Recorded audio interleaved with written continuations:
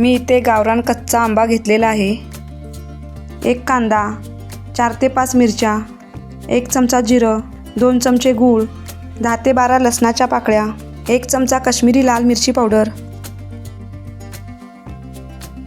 सगळ्यात पहिला कैरी स्वच्छ धुवून कोरडी करून घ्यायची आणि कैरीचा देठ काढून घ्यायचा। नंतर कैरीची सगळी साल काढून घ्यायची। व्हिडिओ बघून झाल्यानंतर तुम्ही चॅनलला सबस्क्राईब केला नसेल तर न विसरता सबस्क्राईब करा। कैरीची साल काढून झाल्यानंतर कैरीचे छोटे छोटे काप करून घ्यायचे। तुम्ही पाहू शकता अशा पद्धतीने संपूर्ण कैरी कापून घ्यायची।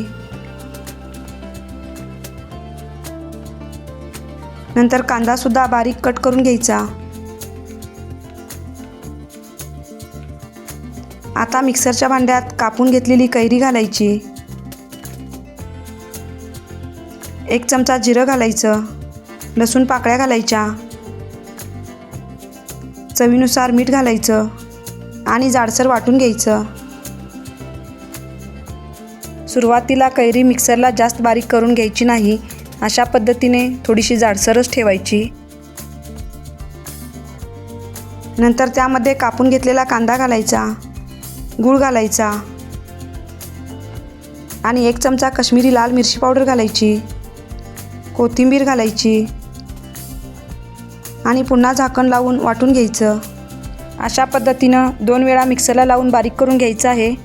खूप बारीक पेस्ट करायची नाही, थोडं जाडसरच ठेवायचं आहे, तरच ही चटणी चवीला खूप छान लागते।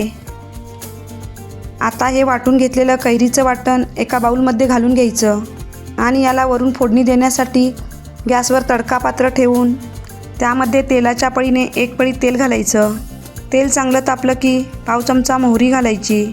मोहरी चांगली तडतडली की पाव चमचा जिरं घालायचं, कढीपत्ता घालायचा आणि गॅस बंद करून तयार केलेली फोडणी वाटून घेतलेल्या चटणीवर घालून घ्यायची। व्हिडिओ बघून झाल्यानंतर व्हिडिओला लाईक करा, शेअर करा आणि न विसरता कमेंट करा। तुम्ही पाहू शकता कैरीची चटणी दिसायला खूप छान झालेली आहे आणि चवीला सुद्धा अप्रतिम अशी चटणी तयार झाली आहे। तरी तुम्ही सुद्धा अशा पद्धतीची आंबट गोड कैरीची चटणी बनवून बघा, तुम्हाला नक्की आवडेल।